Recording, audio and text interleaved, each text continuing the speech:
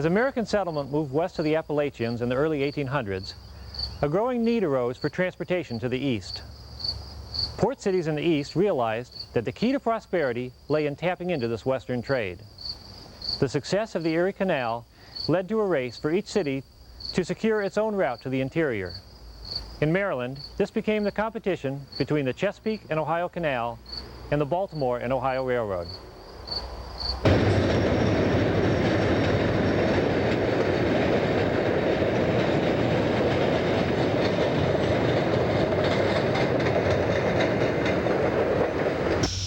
When first settlers arrived in this area, there were no roads. Railroads had not been invented, so they had to use the rivers, the way the Native Americans had done.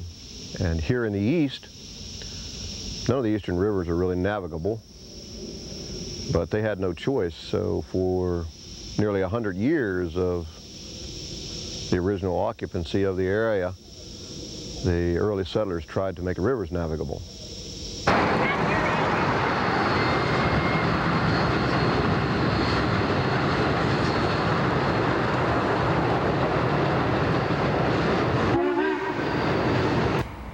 Maybe the best place to start is to go back to the early 1820s and look at the situation on the eastern seaboard at that time. You had essentially three major port cities, New York, Philadelphia, and Baltimore, that were all in rather intense competition with each other. Now, each one of these cities, of course, had its own little limited hinterlands that it did business with, but all three cities were in competition with each other for the trade of the Great West, what was then the frontier, the Great Lakes, Ohio River system, the Mississippi River system. And all three of these cities were devising means to reach that area, long distance, anywhere from 300 to 500 miles from the port. And again, in the early 1820s, basically, the only way to get there was by road. Now, roads in the early 1820s obviously were pretty primitive. Mud bog in the spring, snowed over, iced over in the winter, bad really all year round. It took as much as 3 weeks in those days to reach from Baltimore to the Ohio River by wagon, if you were hauling freight from Baltimore to the Ohio River. In this kind of situation, Baltimore had a couple of real advantages. New York, of course, was a growing city and probably the dominant city even in those days. Baltimore was very ambitious, very aggressive, was growing fast, probably growing faster than either of those two other cities, because it had two major advantages that those cities didn't. When you had to go by road to the interior, 300 to 500 miles, you depended on your road system. You wanted the distance to be as short as possible and the roads to be as good as possible. Baltimore was located further inland. If you look at a map and you see how these three cities line up, you see that New York is a good bit further east. Philadelphia is kind of in the middle, and then you come to Baltimore a good bit west. Baltimore was as much as 200 miles closer to the Ohio River than its two rivals, particularly New York. Number two, it had a very good road system to get there. It had fine turnpikes radiating in all directions out of Baltimore. And to get to the Ohio River, in 1818, the federal government built the National Road from Cumberland, Maryland to the Ohio River at Wheeling. The National Road in those days was probably the equivalent of an interstate highway now. It was a well-built, well-engineered, hard-surfaced road. So in that kind of situation, Baltimore had a wonderful advantage, and its merchants and its bankers were looking forward to a wonderful future.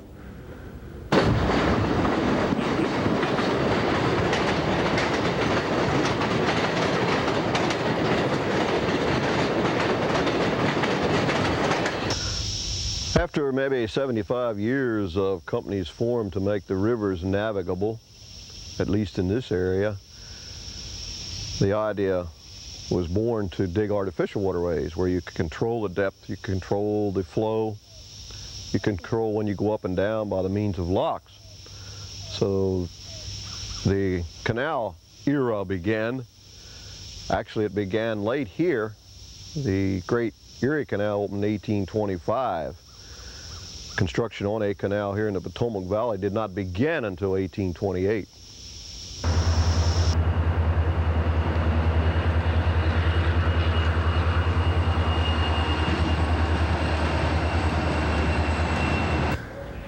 Well, so everything was fine for Baltimore until 1825. 1825, New York State completed the Erie Canal, which gave the city of New York virtually a water level route from New York City to Buffalo on Lake Erie. And at Buffalo, that tapped into the entire Great Lakes system and the Mississippi system. The Erie Canal was the first long-distance canal in the United States. There had been canals around in Europe for many years before, but this was the first major long-distance canal built in the United States, and it created a transportation revolution. Now, I think nowadays we look on these old canals as something very quaint and antiquated, and why did these people ever bother with these canals? But even now, in theory, carrying freight by water is the cheapest and most efficient way you can do it. These people had the right idea in those days, and the Erie Canal certainly proved it. The freight rate, they said, from Buffalo to New York before the Erie Canal was built was about $100 a ton. After they opened the Erie Canal, it went down to $10 to $12 a ton. It made that much difference. So here was Baltimore all of a sudden. Its wonderful road system was obsolete, and its advantage of being as much as 200 miles closer to the Ohio River than New York and Philadelphia really didn't make that much difference anymore, because the only way that it could get there was by road.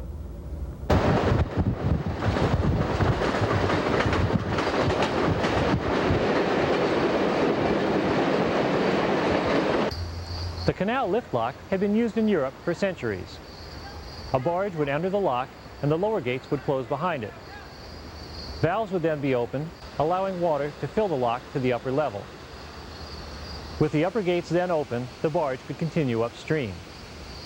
The reverse procedure would lower the barge. Although minor variations and improvements could be made, the basic technology was well known.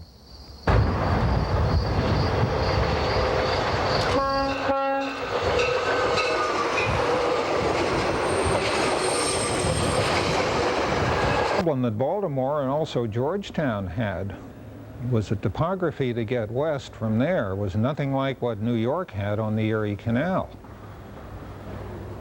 In New York, you went up the Hudson River to Albany, a beautiful, level, open waterway, and then at Albany the Erie Canal began on its way to Buffalo. It went across the Mohawk Valley through upstate New York, which is almost level itself. It's absolutely beautiful territory.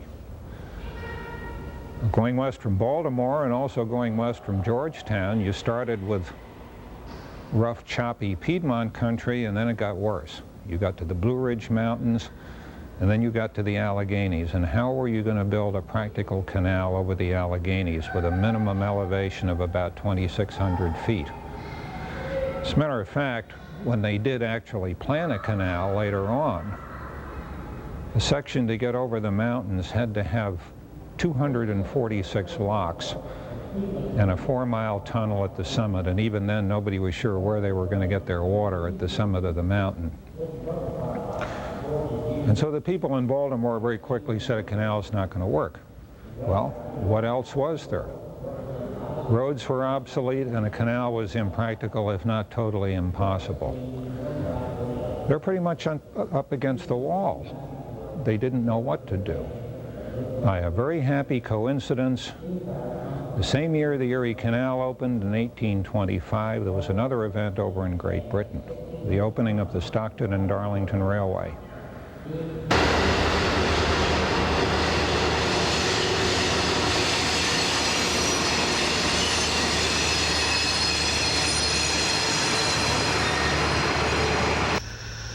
July 4th, 1828 was a great day in Washington, D.C. because President John Quincy Adams spaded the first spadeful of earth to start the great C&O Canal, the Chesapeake Ohio Canal, probably the greatest canal in the world because it served the new nation. They wanted to make a canal that would be the envy of the world. Over in Baltimore, the merchants of that deep water port became alarmed because they felt that they would lose much of their deep water trade to the twin cities of Alexandria, Virginia, and Georgetown, D.C. The idea had been to possibly dig a canal from Baltimore across Maryland to connect with the Chesapeake and Ohio Canal somewhere around where the Catoctin Mountain Range dipped down to the river. Engineering surveys proved that it would be impossible because between Baltimore and what is today Point of Rocks, Maryland, there's an 800-foot high ridge called Parr's Ridge. There was no way to get a canal over that ridge. So the idea of a direct canal to connect with the Chesapeake and Ohio from Baltimore to Point of Rocks, Maryland was impossible. So the Baltimore merchants, out of fear of losing trade, started that very same day, July the 4th, 1828, an unheard of, untried thing, a railroad. Thus we had the birth of the nation's first railroad, the Baltimore and Ohio, when the last surviving signer of the Declaration of Independence, Charles Carroll of Carrollton, laid the first stone on the Baltimore Ohio Railroad.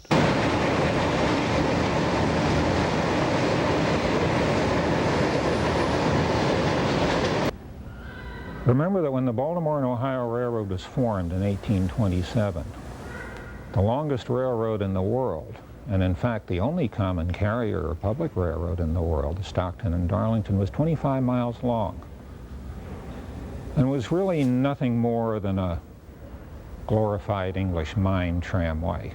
Crude locomotives, crude cars, they used horses still, they used inclined planes still in addition to their steam locomotives. These guys in Baltimore were going to build 380 miles, and they were going to build through terrain that no railroad had ever been built through before. Some of the most hostile terrain in the world, the Allegheny Mountains. No railroad had ever faced anything like that. They had no idea how to lay out their railroad. They had no idea what kind of curbs, what kind of grades would work. They had no real idea what kind of locomotives they were going to use, or if they were going to use locomotives, or if they were going to use horses. They didn't know what kind of car designs they were going to use. They didn't know what all this was going to cost, and they didn't know where the money was going to come from. Other than this, they had no problems at all. You have to give these guys real credit. The B&O Railroad at the time was probably the riskiest and most daring project this country had ever seen. In fact, probably that the world had ever seen. Everything that had to be done on the B&O had to be invented, adapted, or learned the hard way. And there was a lot of learning the hard way.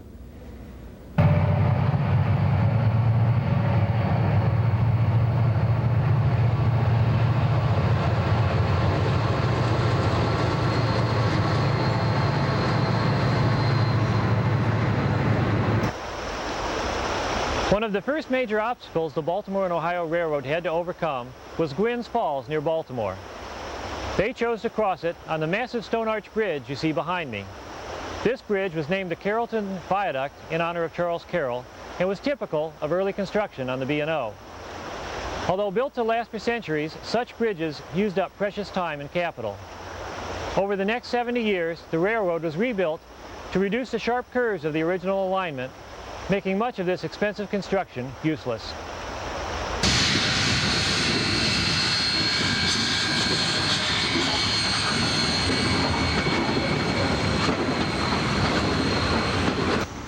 The B&O initially experimented with 3 different designs of track. Their preferred design used granite blocks laid end to end. Strap iron rail was fastened to the top of these blocks with iron pins to provide a running surface for the wheels. It was hoped that this would prove to be a permanent heavy-duty track structure. Other track was laid with strap iron rail fastened to wooden stringers supported by either square granite blocks or wooden ties. These proved to be poor choices. As cars and locomotives got heavier, the strap iron rail couldn't stand up to the load. B&O soon realized it would have to replace its track with rolled iron T-rail, similar to modern-day railroad track.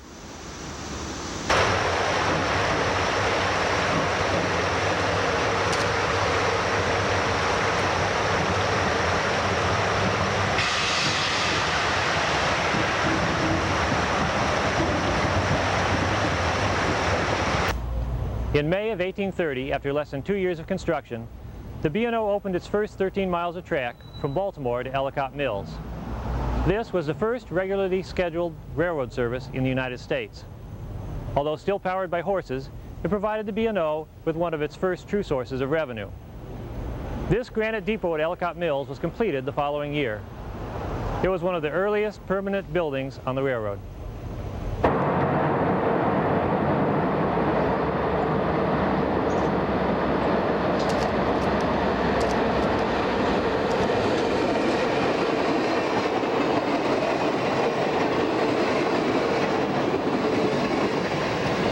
The greatest obstacle to building either a canal or railroad west from Baltimore was Parr's Spring Ridge, running north and south across central Maryland. The B&O, not thinking that steam power could pull trains up a grade, chose to cross the ridge using a series of 4 inclined planes.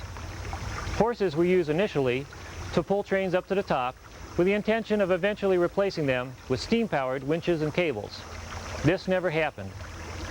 In December of 1834, a special train showed off a new steam locomotive by running up the planes on the west side of the ridge, stopping and starting on the grades. Obviously, B&O had underestimated the capabilities of steam power. By 1838, a new route was open over the ridge and the planes were abandoned. This stone arch is virtually all that remains of them.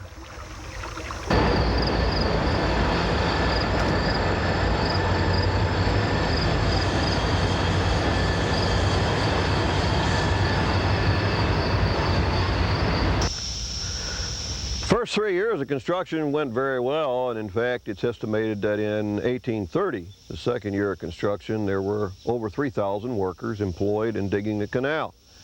And as the canal was dug westerly, they opened it, first to areas like Great Falls and eventually up to Seneca and then to Point of Rocks. At Point of Rocks they ran into a dilemma because coming over from Baltimore was a new mode of transportation, the Baltimore Ohio Railroad. There wasn't room enough there to go around to Catoctin Mountain at the narrows of Point of Rocks for both to build. So construction of both the Chesapeake Ohio Canal and the Baltimore Ohio Railroad was halted at Point of Rocks, Maryland, when they went into litigation as to just which one had the right of way.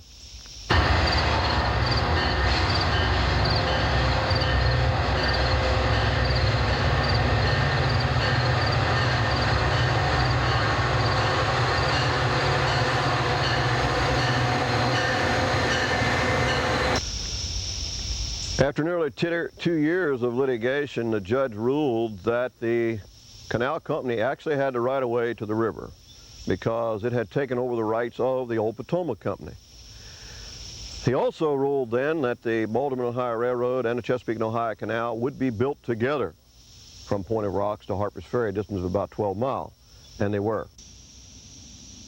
At Harper's Ferry, the railroad decided to build a bridge and go over into Virginia so they would not have to fight for the right-of-way, and the B&O went west in Virginia.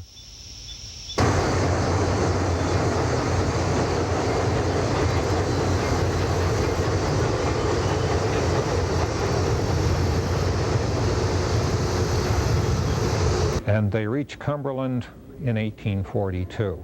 Well, it was an accomplishment, but here we were 14 years after that wonderful ceremonial first laying laying of the first stone. 14 years had gone by and they were only halfway to their objective, and the worst problems lay ahead because Cumberland was right at the base of the Alleghenies, the worst of the mountain grades. But at Cumberland they hit the jackpot because laying behind Cumberland were bituminous coal fields. And beginning in the mid-1840s, the coal began to flow east from Cumberland, and the flow of coal grew and grew. And it became really the life support of the B&O. It became the bread and butter of the B&O from then on afterwards. Whatever success the B&O had, even after it had expanded into a major trunk line system in the east, the B&O was supported by coal, not only from western Maryland, but as it grew, West Virginia coal.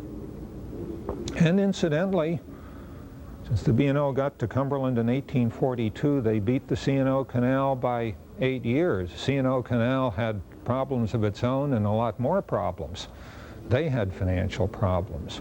They had construction problems. They had sickness problems. Cholera was a terrible thing in those days, and the C&O Canal periodically would simply have to stop construction because of the waves of fever and cholera that swept through the workers.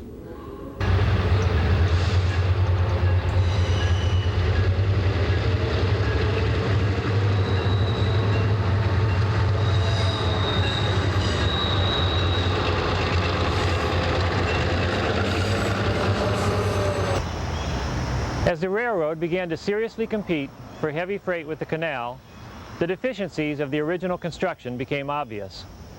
Sharp curves needed to be straightened, iron strap rail was outmoded, and wooden bridges weren't up to the task. In 1850, the B&O installed the first of a new type of iron truss bridge designed by B&O Master of Road, Wendell Ballman. These became B&O's standard bridge for the next 20 years. Ballman trusses like this one allowed the B&O to carry increasingly heavy loads through the end of the 19th century.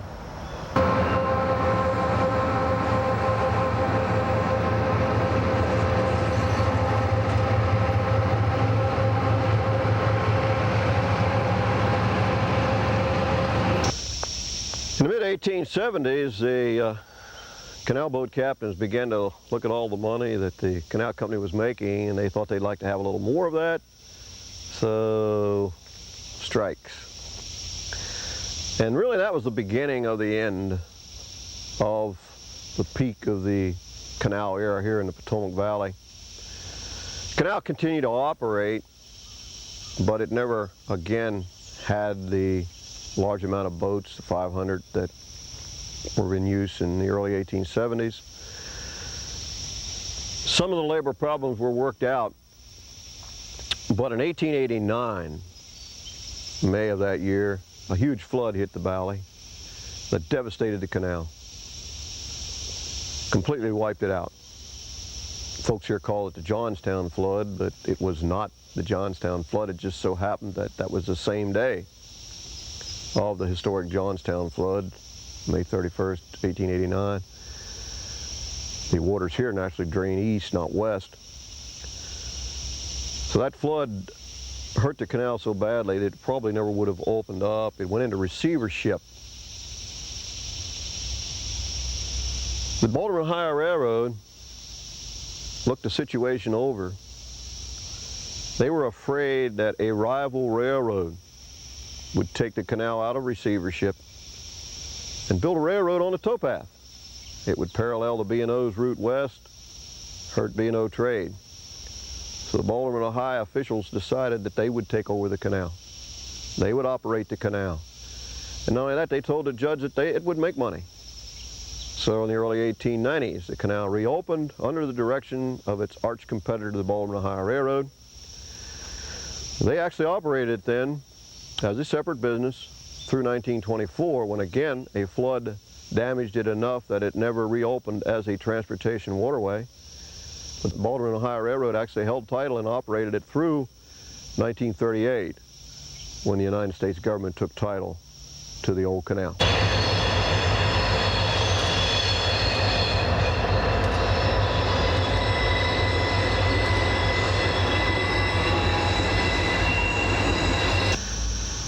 most important thing to remember about the canal era, although it was very short, it was the canal era that opened up this country. It was not railroads, it was not roads, it was canals.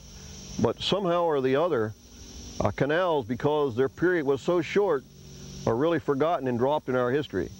So I think if you really read the basic history from, say, 1785 until 1850, the basic mode of transportation was by canal, by artificial waterway.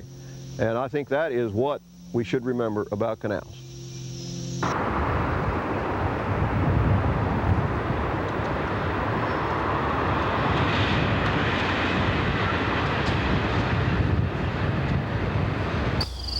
In 1828, it wasn't clear whether the railroad or the canal would be victorious. But towpath canals were a mature technology, and railroads were just beginning to develop. As railroad technology rapidly advanced, the canal lost any hope of successfully competing.